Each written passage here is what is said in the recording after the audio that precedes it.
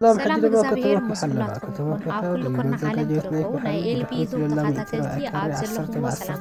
ተርፍየለሊ ከመይቐኒኹም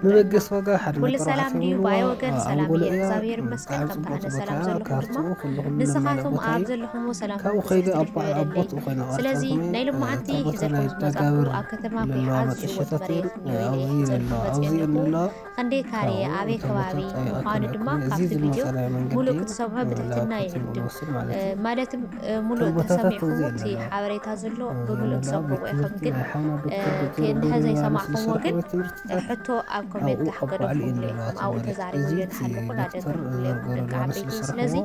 ነዚ ቻናል ሓደሽቲ ንዝኾንኩም ድማ ሳብስክራይብ ብምግባር ናቲ ቻናለይ ኣባላትኒ ኣተባብዕኒ ከምኡ ድማ ሼር ርእይቶኩም ዘበለ ሓሳብኩም ብጣዕሚ ይፈለኒ ቤተሰብ ንዝኾንኩም ነዚ ቻናል ድማ بتقولوا كل ነገር ሓገዝ መድረደሪካ ንምስክ በዓል ቦታ ወግስ ዋጋግን ሓላይ ሓላይ ተገይሮም እቲ ቪድዮ ላይክ ተገይርኩም ባዕሊ ዩቲዩብ ናብ ብዙሓት ሸር ዝብሎ ባዕሊ ዩቲዩብ ድማ ንብዙሓት ሰባት እንደባፅልይ ይርአየለይ ማለት እዩ ስለዚ ኩራት ሸዋሂ ላይክ ሸር ሳብስክራይብ ንዓይ ዓብዪ ድጋፍ እዩ ናይ ልምዓንቲ ሒዘልኩም መፅየ ዘለኹ ድማ ከምቲ ኣብ መእተዊ ዝተዛረብኩኩም ኣብ ከተማ ኩሓ ኮይኑ ዝሽወጥ መሬት ንዮ ኣበይ ከባቢ ምዃኑ ህንደይ ካሬ ምዃኑ ድማ ካብቲ ቪድዮ ክነግረኩም እየ ደቂ ዓበይቲ ዋይ እዚ ናይ ኣዳጋብር መናእሰይ ዝተዓደልዎ እዩ መጠሻ እዩ እዚ ናይ ኣዳጋብር ዝተዓደልዎ እዩ ኣብ ትሕቲ ቀይ መስቀል ኮይኑ ሲ ኣብኡ እዩ ዘውዝኒኦ ቦታ ዘውዝኒኦ ትሪእዎ ኣለኹም ዝተፈላለዩ ናይ መጠሻ እዩ ዘውዝኒኦ ናይ ከተማ ፅርግያ መኸድ እዩ ተውዝኒኣ መንገድ ለላ እዚኣ ናይ ከተማ መእተዊት ዘላ እንትና እዩ ከሪአኩም እያ ኣበይ ምዃና እዚ ቦታ ድማ ኣመችኹም እንታን ክትፈልጥዎ ትሪእዎ ኣለኹም እዚ ዶክተር ዘርኡ ገብረ ሊዋነስ ዝሰርሖ ቤት ትምህርቲ እዩ ትሪእዎ ኣለኹም ማለት እዩ ናይ ሕዚ ሓድሽ ገና ዘይተዛዘመ ዘሎ እሱ እዩ ከምዚ ትሪእዎ ኣለኹም እዚ ከባቢ ግን ብጣዕሚ ሰጥ ዝበለ ሜዳ ደስ በሃሊ እዩ ረእይዎ ነዚ ይመስል እቲ ከባቢኡ ማለት እዩ ታቦታ ድማ ኣበይ ምዃና ከሪአኩም እየ ስለዚ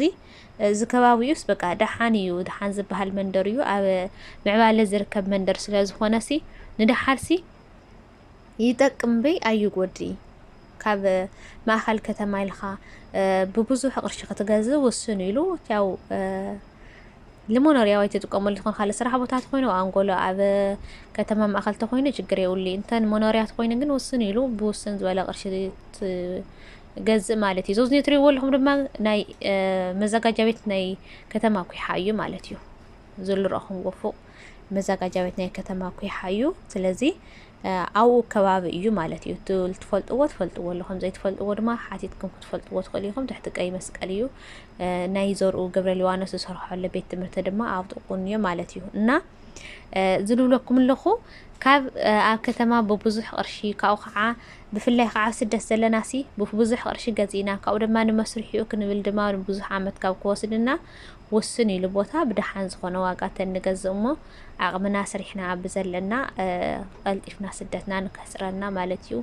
ብፍላይ ደመደም ዘለና ተኮይና ሲ ብጣዕሚ ፃዕሩ ብዙሕ እዩ ክብለክን ደልየ እየ ሕዋተይ ማዕረይ ዓቕሚ ተልየክን ግን በይንኽን ገዚእኽን እውን ችግር የውሊ ብሓንሳብ ገዚእኽን ድማ እንተሽ ትሸጦ እንተስ ሓዲኽን ትጥቕልሎ ክልተ ኮንካ ገለ ኮንካ ድማ ምግዛእ ይከኣል እዩ ደቂ ዓበይቲ ዋይ ኣብ መሬት ተቐሚጡ ሲ ዝጎድእ ነገር የውሊ ይጠቕመካ ልድሓር በይ ኣይጎድአካይ ማለት እዩ ካብ ኣብ ባንኪ ተቐምጦ ቅርሽኻ ንሽተይ ኣብ መሬት ይሕሽ ይብለኩም ብኣይ ወገን ከምቲ ትሪእዎ ኣለኹም እቲ ከባቢ ኩሉ ነገር ድማ ነዚ ይመስል ማይዳ እዩ በቃ ደስ በሃሊ እዩ ጥቑ ቤት ትምህርቲ እንዮ ንቐፃለሲ ብጣዕሚ ክቕየር እዩ ማለት እዩ እዚ ትሪእዎ ኣለኹም ከምቲ ትሪእዎ ኣለኹም ማለት እዩ እዚ መዘጋጃ ቤት ናይ ኩሓ እዩ ኢለኩም ይዛፍቑ ካብኡ ብድሕሪኡ እዩ ልኾን ነቲ ለርእኹኹም ማለት እዩ እቲ ከባቢ ከምቲ ትሪእዎ ኣለኹም እዩ ኣዝዩ ደስ በሃሊ እዩ ኣብ ምዕባለ ዝርከብ ስለ ዝኾነ ንወይ መስል ታቦታ ግን ከሪአኩም እየ ኣበይ ትሽወጥ እንዴ ካሬ ምዃና ድማ ናይ መጠሻ ናይ ኣዳጋብር ቤተክርስትያን ናይ መናእሰይ ናይ ኣዳጋብር መጠሻ እያ በቲ ቤተክርስትያን ልየ እኒኣ ማለት እዩ ትረአየኩም ላት ኮይና እዚ ቪድዮ ስለዚ ነዚ ይመስል እንዳወልኹ ደቂ ዓበይቲ ዋይ تجوز إنه زر لهم دم 10 ب 14 يا 240 كارية أو أنقوليا سلازي جزعت تكونهم دم عاوزي سلك قطري أفتحت كقمت لهم يه ويوم دم أفت فيديو كجورا لهم يه كأو دم دوي لهم بمتيا وعلهم بمدردار دم الناس عاوزني يا زابط هذه أيه أو أنقوليا إذا أمن التراكفات هذا أو أنقوليا 240 كارية 10 ب 14 مالتيو دردر ما لو إيو لذي زيات مثل زابوتها وأنقوليا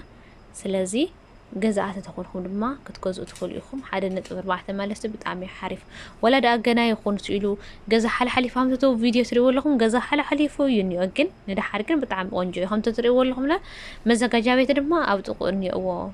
تحتك أي مسكالي بيت مرتدما يهن نزلوا دكتور جبريل وانس زورو جبريل وانسي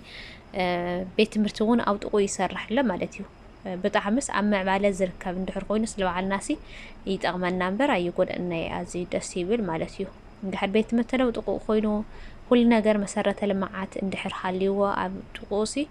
دس بالكونتات مالتيو زوزنيو اللي كتمات إرجاز وصديو